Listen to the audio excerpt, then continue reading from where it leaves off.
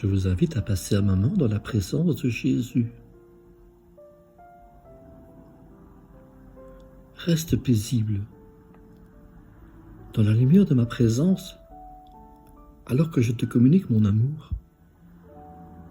Il n'existe aucune force aussi puissante que mon amour dans tout l'univers. Tu es constamment ramené à des faiblesses et des limites, les tiennes et celles des autres. Mais il n'y a aucune limite à mon amour.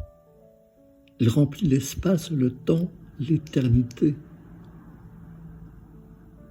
Aujourd'hui, tu vois, au moyen d'un miroir, de manière peu claire, mais un jour, tu me verras face à face. Tu seras alors en mesure d'expérimenter pleinement la largeur, la profondeur et la hauteur de mon amour pour toi. Si tu en faisais l'expérience dès maintenant, tu serais complètement dépassé, au point de te sentir écrasé. Mais tu as l'éternité devant toi.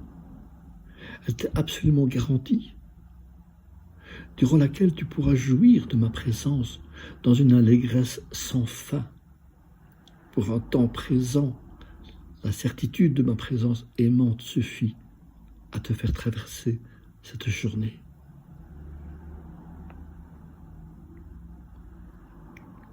Je vous invite à lire les versets suivants. 1 Corinthiens, chapitre 13, verset 12. Éphésiens, chapitre 3, versets 16 à 19.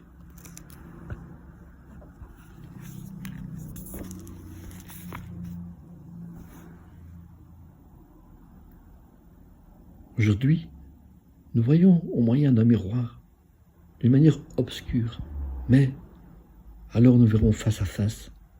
Aujourd'hui, je connais en partie, mais alors je connaîtrai comme j'ai été connu.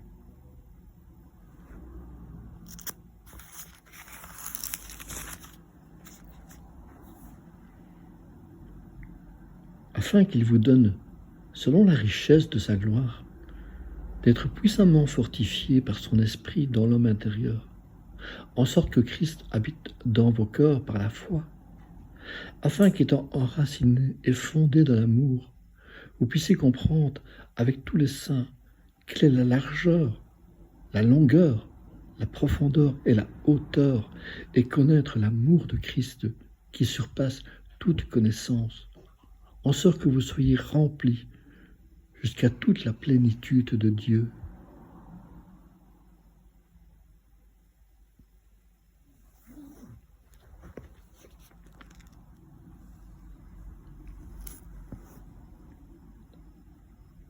Oui, Dieu vous garantit un avenir de plénitude totale pour l'éternité, là-haut dans le royaume des cieux.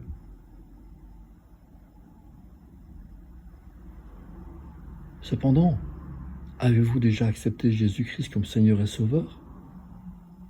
Parce que c'est la seule garantie pour pouvoir éternellement être dans cette plénitude pour l'éternité. Il suffit simplement d'accepter dans votre cœur le Seigneur Jésus. Par une simple et courte prière, la prière du salut, tel il est écrit. Si vous confessez de votre bouche que Jésus est Seigneur et Sauveur, que vous l'avez accepté dans votre cœur, alors vous serez sauvés. Cette courte prière, vous pouvez me la demander. N'attendez pas demain, il sera peut-être trop tard. Jésus revient bientôt. Mes bien-aimés, je vous souhaite une très belle fin de journée. Soyez bénis en sa présence.